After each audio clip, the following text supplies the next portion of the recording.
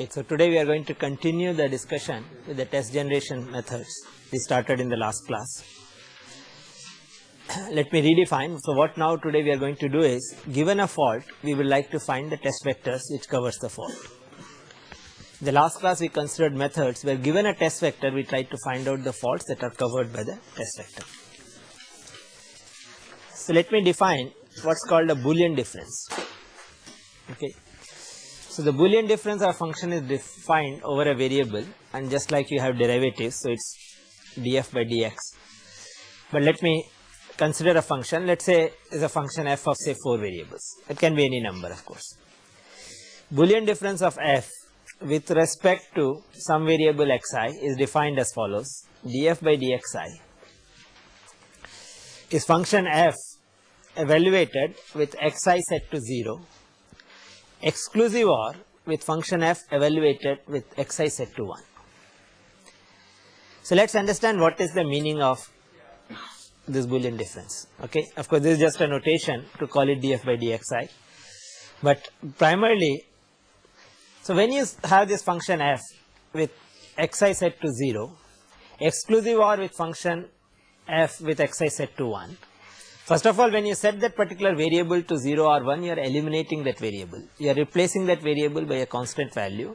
So this particular function can be a function. So function f, so this one has to be a function only of variables other than xi. It may not be that all the other variables may not be present, but all the other variables from x0 to, in this case, x3. So if you are saying df by dx1, so df by dx1 can only be a function of x0, x2 and x3. Okay, that's one thing. Second, what is the implication of taking an exclusive OR of these two is, primarily what we are trying to find out is, how do I set my other variables? What is that part of the function by which I can sensitize the path from xi to the output of the function? The implication is, if you look at this exclusive OR, if I say this, so this is again a function, this is a function f with xi set to 0 and exclusive OR with f with xi set to 1 is a function again of all variables other than xi. So if I set this out, this particular derivative, this Boolean difference to 1, the implication is, so it will actually, so once I have set a function, I can identify the minterms, so it will be OR of some of the minterms of all variables other than xi. So if I consider those minterms, so those are the conditions under which the function will be 1. Any function can be represented as sum of the minterms. So those conditions essentially tell you how I can make the output f sensitive to xi, implying that any changes that happen to xi can be seen at the output of the function. That is the meaning of exclusive OR over here, because with this particular one xi set to 0 and xi set to 1, how are the other variables? So of course we will see this when we see the example, how are the other variables set so that the output becomes sensitive to this particular input. Let's consider the same design as we had before and we will evaluate this. So I had considered just a circuit with 4 gates over here, 5 inputs, 1 output. The output is I. So I is nothing but a plus, I return the function, NAND of these two, and this is b dot c, and this is d plus e, NOR of d plus e, and because it's a NAND, it's a complement of this. So now let us say I want to find the Boolean difference, di by dA. So di by dA is, I have to evaluate as I, a set to 0, exclusive OR I with a set to 1. If I set a to 0, so basically when I set a to 0 and take OR, so this 0 will be eliminated, so I have BC d plus e complement of this. So this part will only remain. If I set a to 1, so this part is not required, 1 plus OR of anything is going to be 1, so I will have 1, exclusive OR 1. And if I take an exclusive OR with 1, any other term, so x exclusive OR 1 is x complement, because x is 0, output is going to be 1, x is 1, this is going to be 0. So, it is x complement. So, I have replaced this by complement of this part and complement, these two complements go off. So, I get BC d plus E complement. So, this is my Boolean difference di by dA. What is the implication of this? We will see that. So, what we now, if you look at it, this is actually the condition by which output I is sensitive to A. When I say output I is sensitive to A, that means changes in A will reflect on output I. If you look at this BC plus, so what does it do? If you, what are the BC D plus E complement? Let me,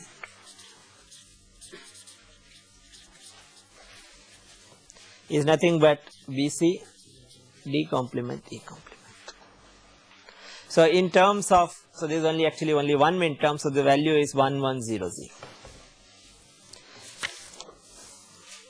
So, if I actually substitute this value of 1100, so this 11 gives me a 1, 00 gives me a 1, this 11 gives me a 0 on the NAND gate. So, now you can see that what we have done is we have set this path in such a manner, other inputs in such a manner that output is going to be sensitive to A. If it is sensitive, it does not mean that it can follow in the true or the complement manner. In this case, of course, it follows. So, if this A is 0, I is going to be 0. If A is 1, I is going to be 1. And that is the meaning of di by dA to be 1. So, the di by dA I calculated. So, if I set this to 1, then that is how it happens. So, let us now use this to perform the test vector. So, once I have found this di by dA, which I found, I can either do stuck at 0 or stuck at 1 fault. Both of them I can do. So, stuck at 0 fault at A can be tested by A di by dA to equal to 1. Why A d by, so if it is stuck at 0 fault, A value should be 1. Then only I can detect a stuck at 0 fault. So, that is why it is A di by dA equal to 1, and that is ABC D plus E complement. So, they just I have substituted it, and so the test vector that I get is 1 1 1 0 0. And you can see that how this test vector works. So, if A is stuck at 0, this particular node is stuck at 0 and I am feeding an input of 1. So, output I, if it is faulty, if there is stuck at 0 fault occurs, output will be 0. If stuck at 0 fault is absent, output will be 1, because rest of the inputs have been set in such a manner. So, this actually gets transmitted to the output. Okay. So, looking at this output, I can find out whether the fault exists or not. I can do the same thing. Stuck at 1 fault at A can be tested by. So, instead of saying A di by dA, I say A complement di by dA. Because it is stuck at 1 fault, I had to set A to be 0. So, I say A complement di by dA equal to 1, and that is A complement BC D plus E complement equal to 1, and the test vector is 0 1 1 0 0. So, of course, in this case nothing changed except A, but we will see other examples. It is not that only one, other things can also change, and we can also need not do just for the primary inputs. I did the stuck at 0, stuck at 1 here, in this case the primary input. I can also use this Boolean difference method to generate test vectors at any of the inputs. We will see that another case just now. But please remember one thing. So, once I am evaluating this di by dA, once I have evaluated di by dA, I can use this for both stuck at 0 and stuck at 1 faults, the same di by dA. Second, I will get all the test vectors in this case which can detect the fault, not just one, but all the test vectors. In this case, it so happened that we have only one test vector for each case. Let us look at the same method. We will now use it for generating fault for at another node. I am interested now in doing stuck at 0 and stuck at 1 fault at this node, at F. So, I write my expression I in terms of F. wherever f comes, I should write it in terms of however it is dependent on f. So I written it as a plus f dot d plus e complement. So everything else is same except that I written in terms of f. And now I find di by df. Di by df is I f set to 0 exclusive or I f set to 1. Exactly the way we computed for a, except that I am finding now the Boolean difference with respect to f. Is a exclusive or? So when I set f to 0, so this part will become 0. And this part will become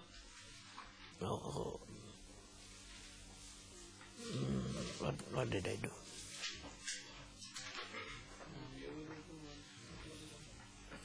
Some mistake over here? Yes, okay. So, yeah, so this f is, I am setting f to 0, so this is actually going to be 0 and this is going to be 1. So, I think this equation is wrong. So if this is 1, a plus 1 is going to be 1. Should I check that? So,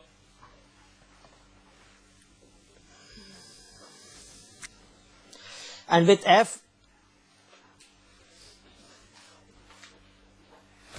so that is with f set to 0. So this is actually, so this is 0 and this is 1 and this is a. And with f set to 1, what do I have? With f set to 1, this f will be eliminated. So I have d plus e complement of this is d plus e and I will get a plus d plus e. Okay, and this one will become a plus e complement. Okay, so I have to work out the other results also accordingly. So a plus d plus e complement, so that gives me the way that I can transmit this. This gives me a complement, d complement, e complement, which implies that, what does this imply? This is 0, this is 0 and this is 0. These two zeros give me a 1 over here and this gives me a 0 over here. And you can see that the way it can become sensitive to, I can become sensitive to f is only by making this 0. Because if I made this 1, what would have happened? Nothing here would have been transmitted. So this particular path would not have been, it will not be able to propagate this, I will not be able to make I sensitive to f. So I have to set this to 0.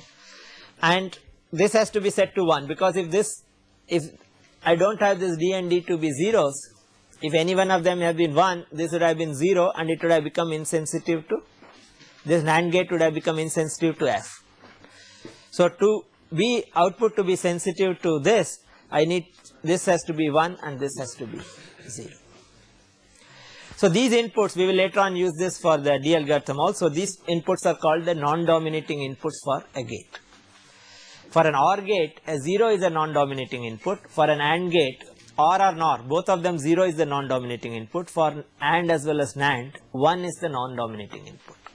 I have to set, so in this case, the way I am going to sensitize this is all the gates that come in the path, they have to be set to a value which is a non-dominating value. In this case, A complement D complement E actually does that. So once I have this, so I have di by df is nothing but A complement D complement E complement. So now if I want to do f stuck at 0, I have to make this f1, so di by df. F is nothing but, if you look at f is nothing but, now I can replace f by bc. And so the test vector will become 0, 1, 1, 0, 0.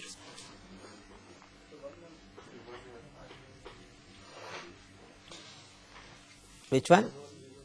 B and C are 1, A is 0, D is 0 and E is 0. If I say f stuck at 1, then I have to set this to f complement di by df, and this will become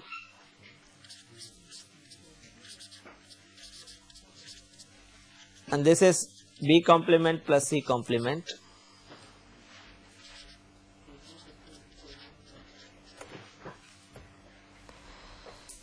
So in this case, there will be two solutions. I can have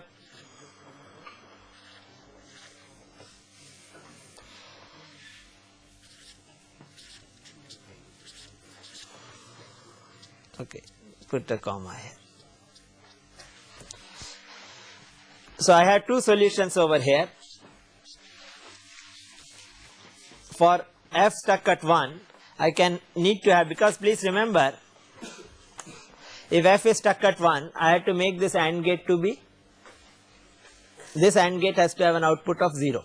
This has to be made to have a true value of 0. For this to have a true value of 0, I need to only have one of them set to 0. So that's what is being shown over here. So how many test vectors are there actually? There are 3 test vectors, because these two variables can be 0, 1, 1, 0 or 0, 0. The three possibilities are there. So all these 3 test vectors can be found by analyzing this expression, by setting this expression to 1. So what the method does is, so first of all you calculate the function Boolean difference function, because the Boolean difference function essentially tells you how the outputs get sensitized to a particular node. And then once you have the Boolean difference function, then for stuck at 0 you solve this to be 1, and for stuck at 1 you solve this to be 1. And at this stage you have to replace this, if it is an intermediate node, you have to replace the intermediate node as a function of the primary inputs, because after all finally what you are interested in is getting the values of the primary inputs. The test vector will consist of the values of the primary input.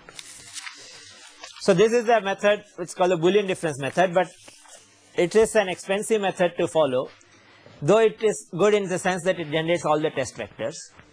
Typically the way the test vector generation is done is, one is only interested in finding out one test vector for a fault and not all the test vectors. I will tell you the control strategy which is used in the end, but let me tell you the other algorithm. So here I will today only motivate you how this algorithm works. We will take up this algorithm in detail in the next class.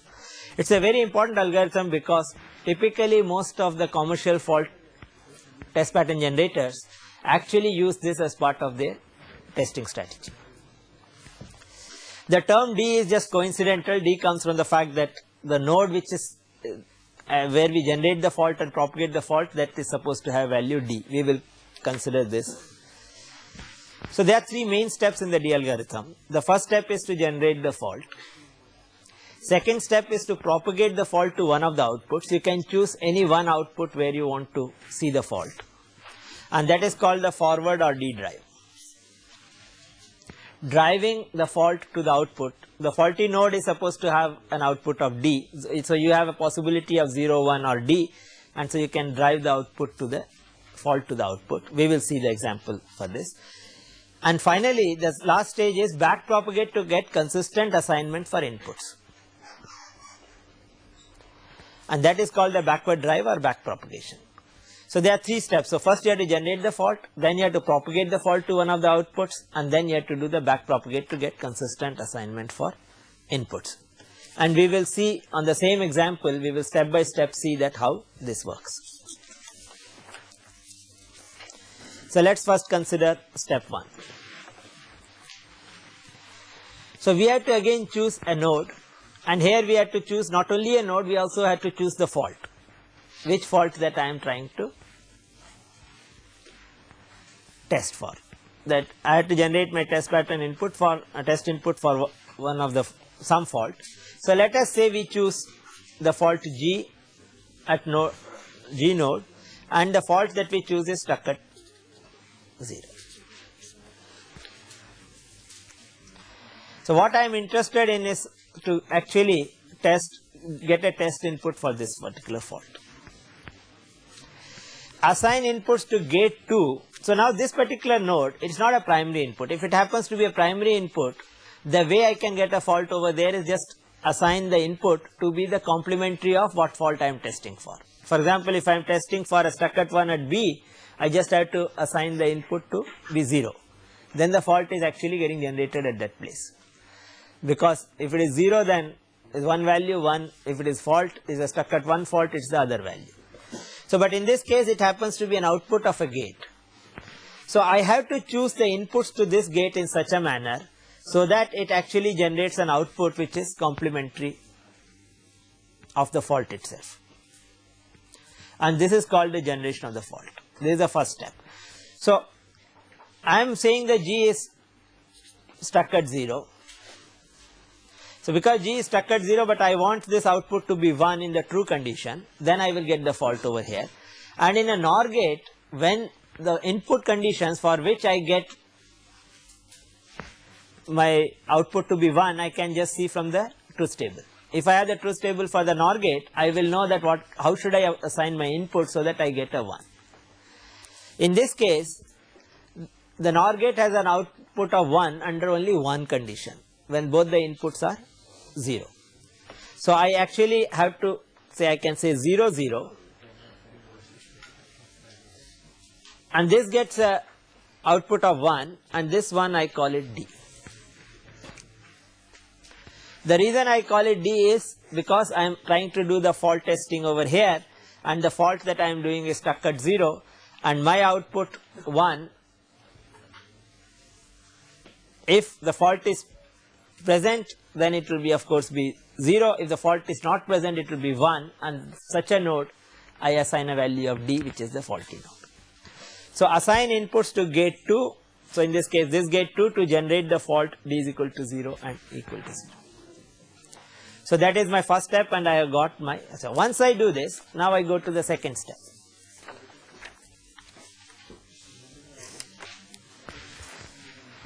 So, now I have got the fault, generated the fault. Now, I have to choose a path. In this case, there is only one output and only one path. Remember, in a general case, you could have multiple outputs and multiple paths. Okay. So, in this case, of course, issue is not, so I will choose a path. So, I have chosen a path from this particular node to the output. And now I have to propagate the fault path and propagate the fault. To propagate the fault, what I need to do is basically for the other inputs on this path, I have to choose the non-dominating value. The way this D can go to the output is, if whatever gates are coming in the path from this particular node to the output, I assign non-dominating value to all the other nodes. Then it will be.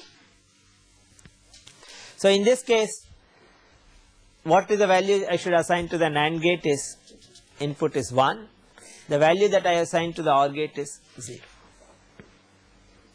Other input for the gates which are coming in the path.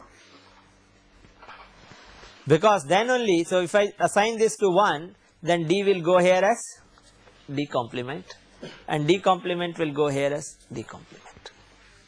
D or D complement does not matter. I am not really interested in, of course I had to know that okay, this D is this D complement, but beyond that, whether I get D here or D complement here is not immaterial, but I should not get a fixed value, because if I actually make this 1, then this output will be independent of my fault. What I really need is the output should be sensitive to the fault, and the way the output can be sensitive to the fault is the other inputs are set to the non-dominating. So, this is the second step in the algorithm. F is to be assigned 1 and A is to be assigned 0 to propagate D to the output I. So, once I have done this, so second step of the algorithm is over. Now, I go to the third step. So, I already have 0 0 1 D 0 D complement D complement. I got my output. Now, I have to do what is called a consistency assignment or consistency check. What happens now is, wherever I assign, there are some gates to which I have assigned the output value, but the inputs are not assigned. So, if you now, of course, in this case there is only one such gate for this simple example. There is only one gate 1 where output F I have assigned the value, but I have not assigned the value to the inputs. So, I can choose a value to the inputs, but when I am choosing the value, if there are some other assignments have already been made, I have to be consistent with them. I will show you how these things can happen, how things can become inconsistent, and this algorithm requires backtracking as well. We will see that how those conditions occur. So now to get an output of 1 here, in this case the only way I can get an output of 1 is to assign 1 1 to this. I have all my gates are specified and all my inputs to the gates are specified, and there is nothing else that I need to, all my primary inputs are known. So my algorithm terminates and I get a test vector. In this case the test vector I get is 0 1 1 0 0, which is the value of the primary input, and what you can see that this test vector is good enough to test for a stuck at 0 fault at node G, because it will be able to propagate this fault to the output. All the other inputs are set in this manner. So at each stage, please remember, so there are 3 stages here, and at each stage, though of course in this case it worked very nicely and we are able to solve this problem in just one pass, but there are issues here. If you consider this gate, in this case there is only one assignment that was possible. But let us say if I am doing, instead of stuck at 0, if I let us say doing G stuck at 1, this is the fault I have been considering. If you now look at D and D, I can have 3 possibilities.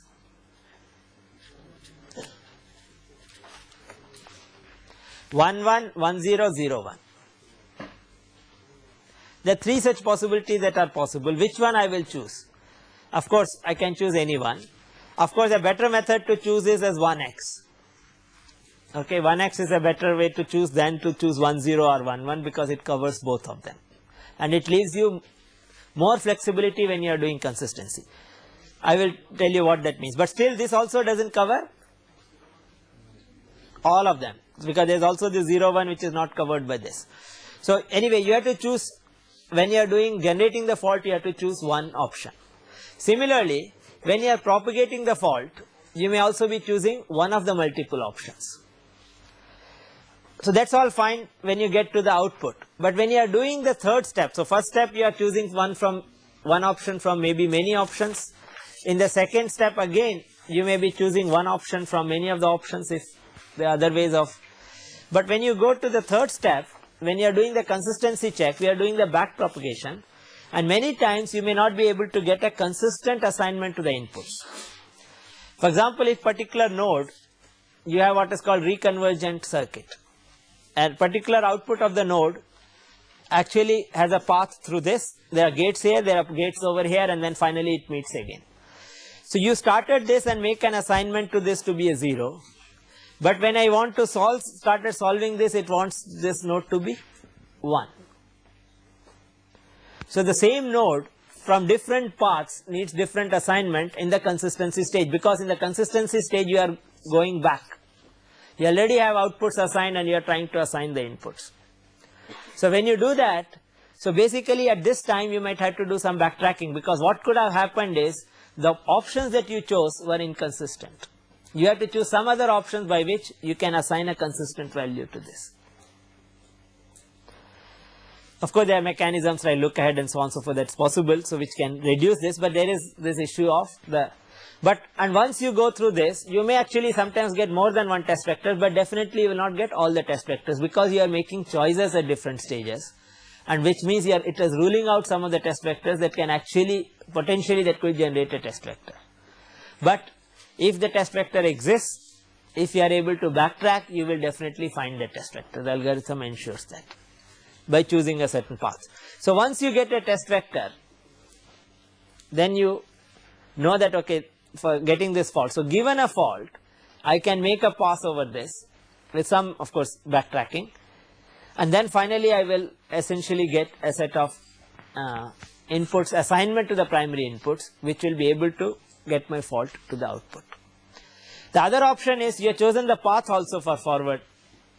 Even there you may have chosen the wrong path. That particular output may be insensitive to faults on that particular node. It may be other outputs that you might have to explore. or to the same output the other paths you may have to explore. So there is of course this complication here that which may result in backtracking. But once you have got a test vector, so then you can use this test vector to test those faults.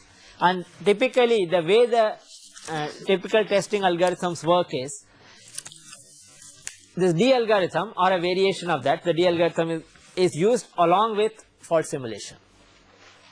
You generate, the way the typical test vector generation programs work is you generate randomly some test inputs and use these test inputs and perform fault simulation, because when you do fault simulation you will get all the faults which are covered by a test input. If a particular test input makes a lot of contribution in terms of covering additional faults to whatever faults are already covered, then you add this test vector to your suite of test patterns. But if it does not generate any additional faults, then you don't add this test vector to the suite of test inputs. You keep on generating this random one, but at some stage what you will reach is however you are generating, you will not be making much additions. All your new test vectors will be getting rejected and your fault simulations are going waste. At that time what you do is you look the coverage of faults in your circuit structurally. You will see that the faults that you have covered, which part of the circuit faults are covered. You will always find that there are parts of the circuit where the coverage is very poor. There are parts of the circuit where the coverage is good. So choose one particular fault in the part of the circuit where the coverage is poor and apply D algorithm. So if you just mark all the faults that are covered on structurally on circuit, so there will be parts of the circuit which is not well covered. Choose a node there, apply D algorithm, you will get a test input. Now use this test input as a seed and generate more random tests. Then you will see that it is tend to cover faults in that particular area better. It's a question of, because if it's a large circuit, the test vector that you are generating, how they are sensitizing, which paths they are sensitizing keeps on changing. So primarily most actual algorithms work on a combination of fault simulation and D algorithm. Of course we will take D algorithm in little more detail in the next class.